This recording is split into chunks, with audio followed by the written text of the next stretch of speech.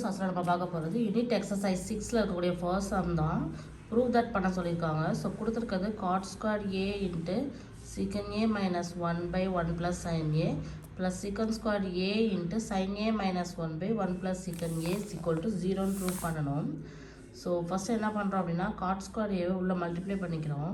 So சீக்கன் A minus 1 இருக்குது இல்லையா, ஸோ அதை வந்து நம்ம எப்படி எழுதுகிறோன்னு பாருங்கள். சீக்கன் ஏ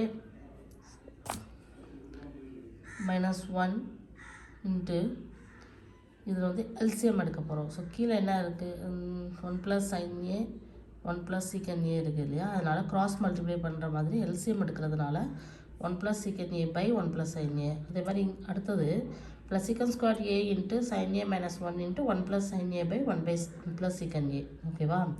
so cot square A into secant square A minus 1 secant A plus 1 secant A minus 1. So secant square A minus 1/1 plus sine A. So இங்கே வந்து மைனஸாக மாற்றுறோம். ஏன் அப்படின்னா sine A plus 1 sign A minus 1ன்னு இருக்கணும். ஓகேவா?